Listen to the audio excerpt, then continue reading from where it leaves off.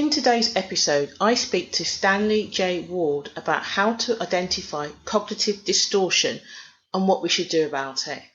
Mavericks face a particular danger in regard to burnout and they need to guard against this. Socialised Mavericks often fight for others in such a way that it can become a one-way street and cause them to suffer intellectual burnout. The hero-leader concept is not sustainable, as Stan explains how servant leadership is supposed to work. We also discuss the 3 dimensions of burnout and how low-level depression can occur within Socialised Mavericks. When people disconnect from their mission, this can cause cognitive distortion. Cognitive distortion can make it easy to become overwhelmed by all the pain in the world, and there is a need to choose community over isolation. Our last discussion looks at the rise of toxic leaders. Listen in to hear the rest of our conversation. Before we begin our conversation, here is a quick shout out to the pathologically curious. Check out the Maverick Paradox magazine. It's a digital magazine written by Mavericks for business owners and professionals. You can find the magazine at themaverickparadox.com. The magazine's aim is to provoke maverick leadership everywhere. Welcome to the Maverick Paradox podcast, where we explore what it is to be a maverick and discover effective modes of leadership. I am Judith Germain, and my mission is to propel the maverick mindset into a world where character and integrity will ultimately have a higher premium than personality and bureaucracy. So thank you for joining me on this journey. If you would like to continue with me, then please subscribe to my podcast on iTunes, Stitcher, or one of the other popular podcast platforms. And today our guest is Stanley J Ward. Hi Stan. Hello Jude, how are you? I'm really good, thanks, and I'm very excited to have this conversation with you. But before we start, tell us about you. Sure, so I'm a PhD in leadership studies. I'm also a certified coach, and I work with leaders on their communication skills and thinking skills. Essentially, I define leadership as 3 sets of skills: the technical skills that just get stuff done, the communication skills or relational skills about working with people, and then the thinking skills, conceptual skills we need. And so I really don't worry so much on the technical side. I think that's kind of the MBA side, the spreadsheet side, and I focus on the human connection and the thought patterns that leaders need to be successful, both at work and at home. And by the way, that 3-skill model, I didn't come up with that. That's a guy named Katz, K-A-T-Z, in the 1950s. But I find it a really helpful frame to work from. Yeah, I was just writing that down, actually, because I quite like that. And I like the human connections and thought processes, which I thought was quite interesting. Because what flicked through my mind was, when I do leadership development with leaders, when I say to them that, during your working day, you need to schedule time just to think, they just look at me like I'm crazy. And I'm like, well, don't you structure your day so that you have time where you can just think? And they're like, why would you do that? I was like, because that's the primary part of your job. And it's a real big surprise. Do you get that? Yeah, and I think it's funny. I think if you're an independent person, if you're a maverick, to use some of the lingo here, I think you may have the luxury of crafting a work role for yourself where you're able to spend some time thinking. What I find is for those in corporate spaces, in other words, those employed by someone else, often it's really difficult to get that space because they feel like that's not part of the job description. Yeah, which is a tragedy, really, because it means that everyone's always reactive and never proactive. Yeah, I mean, when you think about it, in a lot of ways, a CEO is basically a highly paid, hard decision maker. and so as you move up, right, there's just more and more of that just having to react, make decisions that comes with the job. Yeah. No matter how proactive you are, there's always going to be things that go sideways. Yeah, and one of the things I find though is that Socialised Mavericks, particularly, whenever they're coming across something, they're always in their planning for that event, they're pre-thinking what could go wrong. Not because they're pessimistic, but because it's part of the decision-making process. So if something's happening and they say, oh, we were planning to do this, but this has happened, the decision maker the Maverick makes then is quite quick because they've already pre-thought some of that. Do you know what I mean? So it's easier for them to move on then. It might sometimes it looks like the thought process is lightning, but it's only looking like that because when they were planning on doing it, they were planning for it to fail too. Yes. Yeah, there's a reason that phrase goes ready, aim, fire. And the problem is sometimes we're fire, oh, we weren't ready, and what are we aiming at? Yeah, I think that's true. I think that's really true. I noticed that you've written a book on burnout. Tell us about that. Correct. Yeah, so the book looks at what's called the Maslow burnout inventory. So there's research that goes back to the 1980s on what burnout is. So I start by explaining the 3 dimensions of burnout and then look at how leaders can be proactive. There's that proactive word again, can be proactive instead of reactive in pushing themselves toward a positive state that prevents burnout. And I look at the motivation behind that as well. On a personality test, I'm going to come out as highly conscientious. I have a hard time with self-care practices. I tend to give away the candy store, as it were.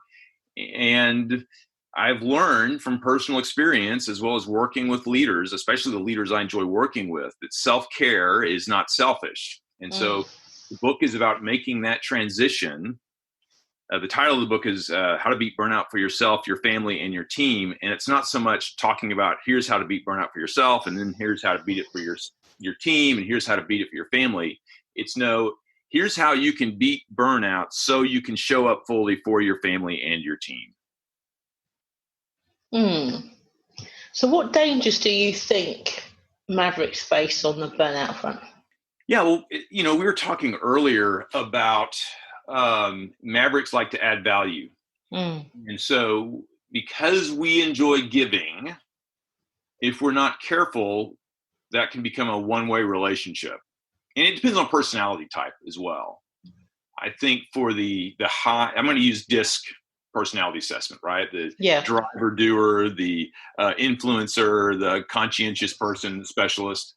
For the driver, that may not be as much of a danger, but definitely for the conscientious person, for the specialists, that can be a very real danger because they like doing things right. They like doing things well. They like to have time to get things done. And then if you pair that with a desire to just kind of continue to give value, they may not be as aware of the need to receive value in return. As we're talking about this, I'm reminded of a guy named Robert Greenleaf who talks about servant leadership. And he says, true servant leadership is about when leaders both serve and are served by their organizations. I like that. Yeah. And it really changed the way I look at servant leadership versus martyr leadership. Right. Yeah, because you know what? I spent many years having issues with servant leadership, and I think it was just the name of it. But when you say served by, then it sounds to me so this is a win-win as opposed to you do everything for me, and I didn't like the concept of that. Exactly. Yeah, I really like Greenleaf's really helpful in that space. And he also talks about the human impact of what you're doing. That essentially true servant leadership is about, it benefits those who are served from the leader or served by the leader, raises them to higher states of being, essentially. Yeah, that makes a lot of sense. I've been thinking about that a lot over the weekend, actually, about that kind of working for the greater good. So one of the things I say is that Socialised Mavericks work for the greater good, and Maverick Leaders is about empowering other people to lead also, and not expecting, a title to be what leadership is. Because leadership isn't a cloak that you put on when you leave the house and you take it off when you come home again. A Maverick leader is a Maverick leader wherever they are. And I think that one of the dangers that Maverick leaders do face is that they become so good at fighting because they're justice driven that people can opt out to allow them to become that, I don't know, white knight type individual that is going to just rescue everybody. And that in itself can bring intellectual burnout. Yeah, there is a sort of romantic narrative to the hero who sacrifices, and I'll use the male pronoun here, himself, just because a guy. The noble leader who sacrifices himself for the greater cause, and yeah, that makes a really good story, but it's not a sustainable leadership model. No, and I think it's not really. It makes me think more about. I think it was either in the late 80s or early 90s. There used to be a cartoon called D'Artagnan and the Three Muskehounds. Huh. It's a bit obvious what it's based on, but it was. I remember watching it as a child, and it was all about all for one and one for all, and it was one of those things that really made you look at servant leadership in the roundness of it. Yeah, when it's healthy, it's a two-way relationship. So do you have any hints or tips about burnout that you'd like to discuss? Yeah, so let's do this. Let's distinguish between burnout and worn out, first of all, because that's really where we need to start. Yeah. And so think of burnout. It's like running a car engine without oil versus running a car engine without gasoline. So when my car engine runs out of gasoline, it just kind of goes bum, bum, bum, bum, bum, bum, bum, and stops, and it won't run anymore. Yeah. And in order to get going again, I just need to refuel it. Yeah. Okay, that's like being worn out. When we're just worn out, we need rest and refreshment, and then we're back to the go. Burnout is like running that same engine without oil, because it will still run for a time, but as it is running, it is destroying itself because it lacks the resources it needs to run effectively. And eventually it just breaks itself. And so this Maslow burnout inventory that's, again, based on research going back to the 80s, essentially looks at three dimensions of burnout: emotional exhaustion, which might be the equivalent of worn out, and alongside that, depersonalization, or this disconnect from people, and a sense of ineffectiveness, a lack of personal accomplishment. So the first thing I would want to do with folks is ask, okay, are you feeling worn out? If so, great, let's just get some rest and refreshment. Or is this something that's on top of being tired, also includes disconnecting from people and a sense of ineffectiveness? If we're in that space, okay, now we're doing different work. You know what, that really resonates, because I found that with Socialised Mavericks sometimes that I mentor with their businesses, that they come from that burnout state where they have, because they're really good at building rapport, really empathizing, and end up serving other people to detriment themselves, because Mavericks can stand a lot of pain. So it's like, yeah, I can carry on. This is hurting, but this is important because it helps the next person. And then, so I don't know if it's the same thing, but that depersonalization, what I see is that they lose themselves. They become fragmented and don't know who they are. And whilst on the outside, people say how effective they are and how much they're doing, in reality, from their perspective, they're probably doing 10% of what they know that they can achieve, even though people think it's something like 80, 90%. But they know they can do so much more. And it has that kind of low-level depression that I see sometimes, because they've forgotten who they are. They've forgotten, they're no longer operating from their maverick nature because they're serving too long and in the wrong way. Yeah, that phrase sustainability comes to mind. They're working in a way that's not sustainable. Yeah. And so, I think the summary of the burnout when I'm coaching in this space is let's help you find a way to be effective and sustain it. And when you mentioned the depersonalization, the disconnect, sure, when people disconnect from their sense of mission, that's also part of this depersonalization. And when you talk about that self-talk about, oh, I'm only doing 10% what I could do, I hear that as that sense of ineffectiveness. Yeah. And here's the deal. you may or may not be doing only 10% of what you could do. There are some cognitive distortions that can go with this as well. And so that's part of the journey. I describe my personality type. It's like I'm a pole vaulter, and I get to the, I'm running and I plant the pole, and then I go up to the bar, and I start to think, oh, if I can actually get over this, this must not be hard enough. So I'm holding onto the pole with one hand, reaching out to the bar and trying to raise it while I'm in midair. That's a great image. Yeah. And again, well, no wonder I'm prone to stress issues and burnout, right?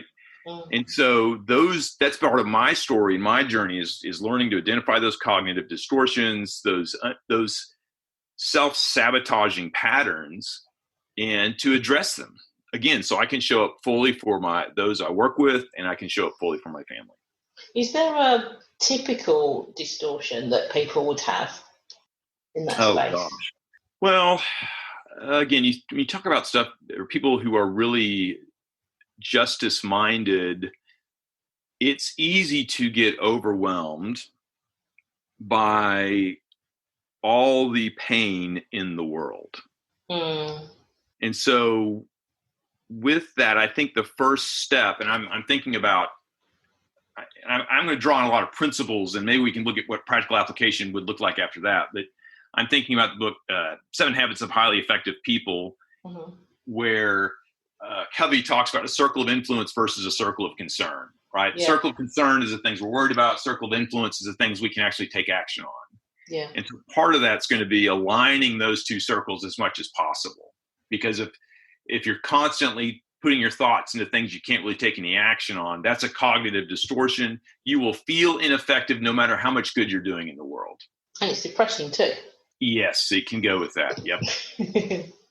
and it's interesting. There's a lot of overlap, but as far as how the psychology of burnout and the psychology of depression, there are some similar places. One difference would be that the person who is in that burnout space, they're probably in a space where they feel like they just have to keep working, that there's no stopping the work, where everything's going to fall apart. Whereas depression is I can't get out of bed. I'm so tired. I just can't work anymore at all. And in the later stages of burnout, depression often shows up, as well as other self-destructive behaviors, the numbing behaviors and things like that. Isn't there something called, and I probably got it wrong, but I read something about, is it something like positive depression or something, where you can function and you do things, but it's just, you're depressed, but you're not showing the same signs of depression, as in you think there's a black cloud over your head, you can't get up in the morning. So you still operate, you're still doing stuff, but you are depressed. But it's harder for people to recognize it because you're not showing the typical signs of depression. Yeah, I think people can fake it for a certain amount of time. Yeah. I've done that. I've been able to fake it. Yeah, and I think sometimes you don't know. I don't know, sometimes you can tell that you're depressed whilst you're in your depression, and other times you only can tell afterwards. Yeah. And we're getting a little bit outside of my area of expertise, so I'm reticent to make too many proclamations here. I suspect that depression is a spectrum like burnout. Yeah. Right, and so some people are high functioning people who are experiencing depression, and they know how to manage it. And for others, again, that's because of maybe good intentions, some form of a lack of self-management or self-care, they're in that space now where they just lose the ability to function. Mm-hmm.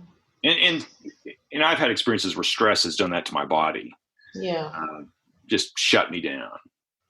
Okay. So you were saying that we start off with understanding burnout versus worn out. And then we looked at the 3 parts: the emotional exhaustion, depersonalization, ineffectiveness. What's next? Yeah, so I like to calibrate where I'm at, or calibrate where others are at in that space. And what I mean by that is, so let's think if emotional exhaustion is just to be completely worn out, where your mind is just numb and these sorts of things, you're unable to focus. What would be the exact opposite of that state for you? So obviously everything's, I was going to say tickety-boo. How British is that? Yeah. So everything. I'll just roll with that one. I don't even normally say that. I don't know where that came from. Yeah, everything's just working fine. I would say would be the opposite. Okay. Yeah. And so imagine a 10-point scale. Mm. So there's complete emotional exhaustion at 0. 10 is, that's a lovely phrase, by the way. Could you say that phrase again? Tickety-boo. Tickety-boo. All right. So 10 is tickety-boo, right? Yeah. So the next thing is to go, okay, where am I right now on that scale? Yeah. Is that a question you're asking me where I am? I'll let you decide if you want to answer or not. I don't want to put you on the spot on your own podcast. Where am I? I don't know, about an 8, I guess. Okay. Wow. Congratulations. That's great, especially in the season with coronavirus and all this news in the economy and things like that. That's fantastic. Yeah. That's for today, though, isn't it? Well, okay. Touché. Yeah. Tomorrow might be a different number. Yeah. So essentially, it's a matter of figuring out, okay, where am I at, and deciding, is this a good place or not? Is this where I want to be? And in the book, then I describe a series of small experiments that people can use. I'm big on being a reflective practitioner, and that with small experiments, you can make big change. Mm-hmm. To help, and so small experiments are ways to help us stay in that healthier state as leaders and mavericks. Okay. So once you've calibrated, then the next step for the listeners would be do they need to find somebody to help them do the next steps, or can they kind of use reflection and stuff to get to the next steps? Yeah. So as we play this out, so thinking about where am I at, essentially identifying what's the possible liability to me, right? So if I find myself in my human connections, if I'm straying into depersonalization, but I'm okay on my energy level and my sense of effectiveness, well, that tells me where I need to put my focus, right? I need to do some small experiments to move myself in a positive direction regarding depersonalization, that sense of disconnect. And again, the book describes things people can do on their own. And I would add, I've found that coaching relationships can also help with that. It's a question of what kind of accountability system do you want? Mm-hmm. And as we mentioned, I mean, because there is some overlap between depression and burnout, also it's a matter of saying, and is this deeper issue of depression? I mean, burnout, again, tends to be work-related, stress management related. And so coaching can help with some of this, but coaching and therapy are different. And so sometimes the next step is to say, oh, wow, I really need to work with a professional therapist to help me out of this funk. Mm. Okay. I was just thinking about mavericks and the relationships that they have with people. And if they find one or two other mavericks that they trust really well, then when they're in those burnout spots, it's almost, what I've seen happen and what has been effective is that they then go to the person that they implicitly trust and accept their recommendations or what's next, or at least pay attention to what they've got to say. Yeah, that's great. So I used to teach humanities, and during that season, I took some graduate school classes on comic literature and tragic literature. And one of the things I discovered was the basic difference between a comic story and a tragic story is not that one is funny and the other is sad. It's that comic stories end in community, tragic stories end in isolation. Oh. So part of this part of the practice that I recommend, the small experiments I recommend, include choosing the comic story. And so when I hear you say, have this group of other mavericks that you trust and go to them, okay, you're choosing community right there. Right. That's the comic story. Yeah, because I know that I have personally, and they're different people for different stuff. You're in a situation and you cannot, and you are at a low point because you cannot necessarily see the way out, or you suspect that you are either in burnout or coming close to burnout. And then I know that I've gone to a particular person and just said, "What do you think?"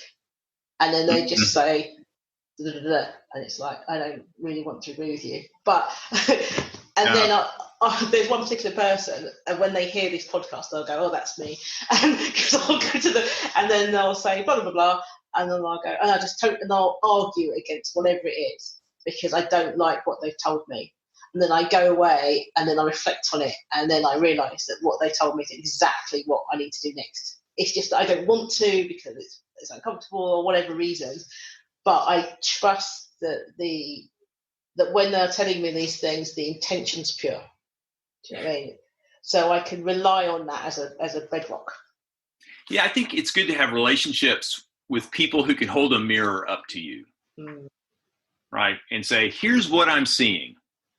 Yeah, because Mavericks only listen to people that they respect and think are of equal or more intelligent than they are, and that's not saying that they need to be surrounded by intelligent people. That's not what I mean. It's just that it's a way of thinking through problems and issues. You want somebody who's like-minded, not somebody who says a conformist who will disagree, not because the idea is a bad one, but because they can't ever see themselves doing it.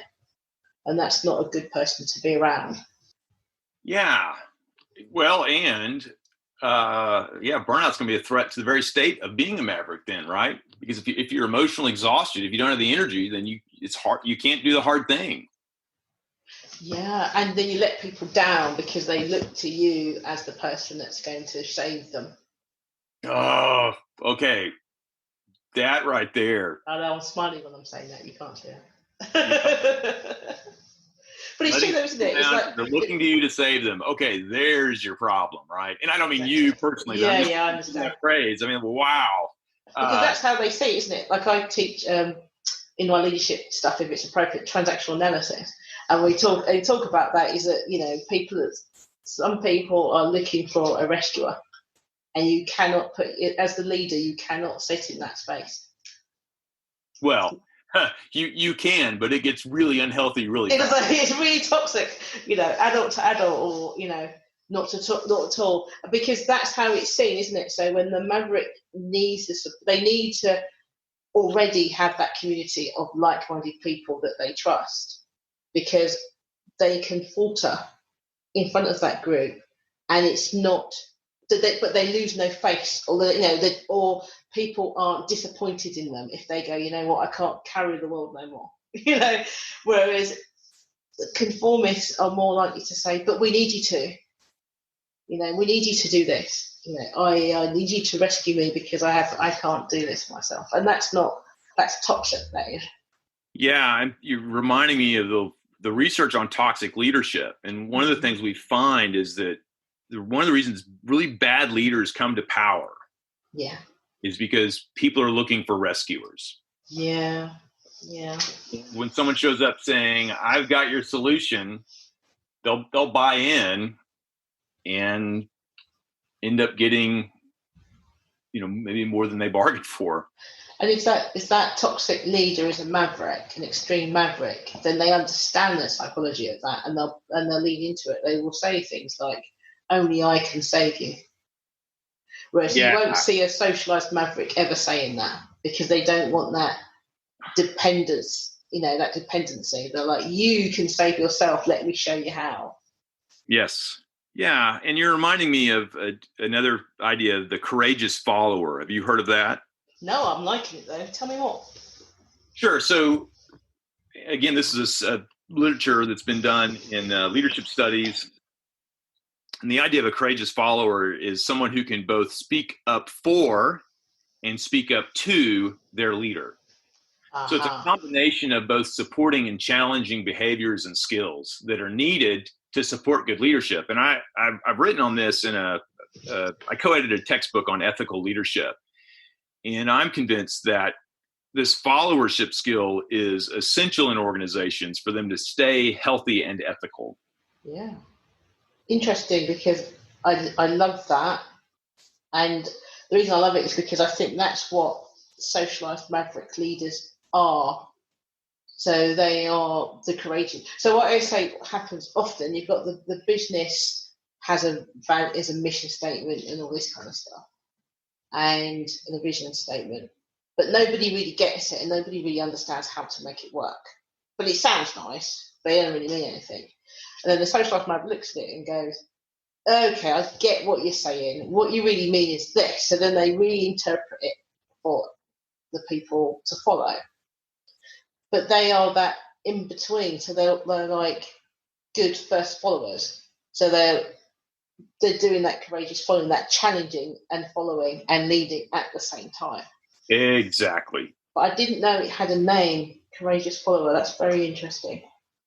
Yeah, so there are books on followership.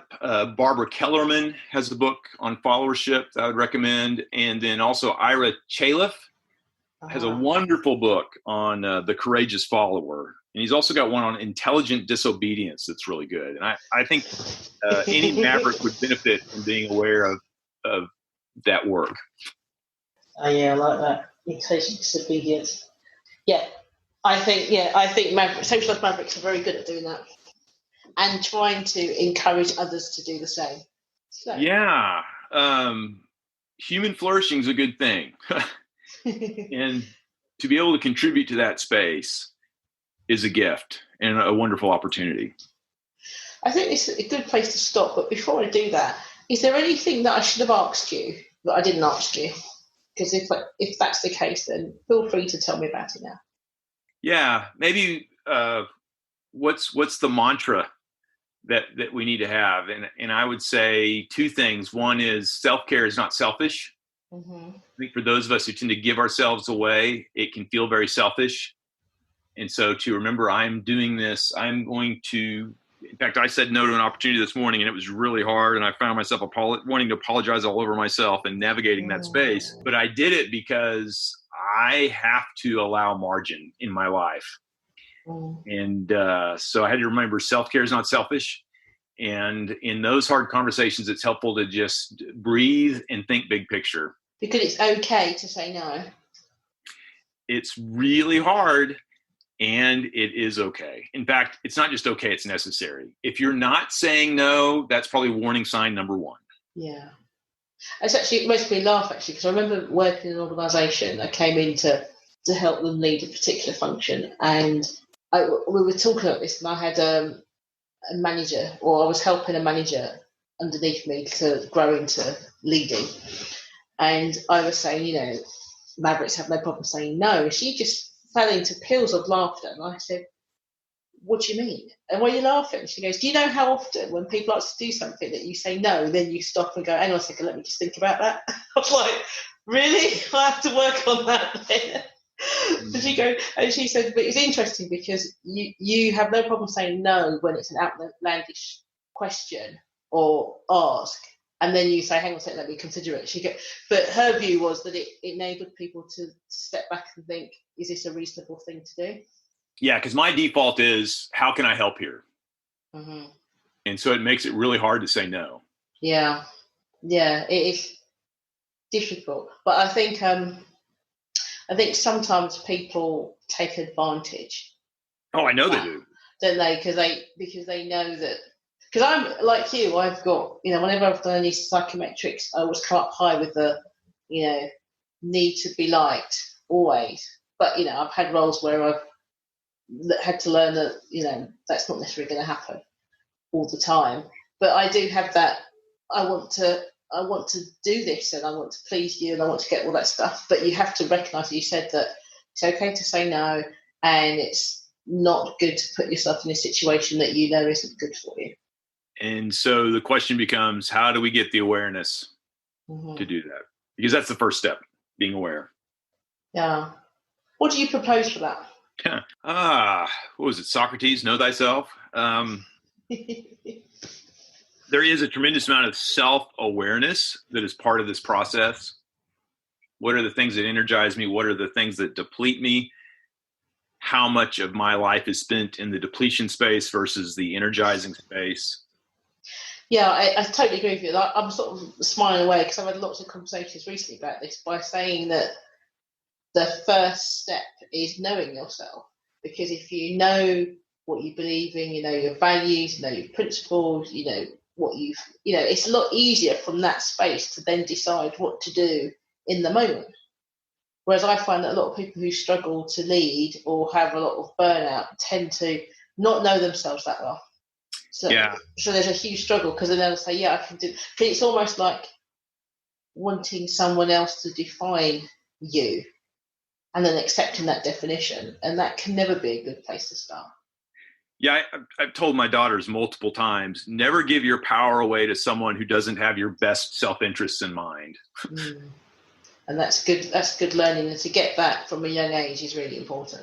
And I think it goes to what we've been talking about. Yeah. Stan, this is really cool. Would you come back another time and talk about something else? I would be honored. Again, Jude, I'm such an Anglophile. I could just sit here and listen to your what I consider to be an accent and just grin all day long. So, yeah, let's keep talking. Thank you so much. My pleasure.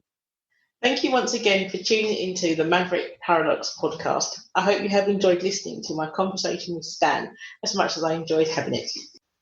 If you are pathologically curious and would love to find out more about the Maverick Paradox, then please subscribe to this podcast on one of the popular podcast platforms. Alternatively, you could explore our resources on Mavericks at maverickparadox.com or read the Maverick Paradox magazine. We publish frequently each week. If you subscribe, you will get our monthly newsletter. And let's not forget my book, The Maverick Paradox, The Secret Power Behind Successful Leaders. For those that love a good discussion, you could apply to join our exclusive Facebook group. And finally, if you would like to work with us or just interested in finding out more about the Maverick at work, check out our website maverickparadox.co.uk.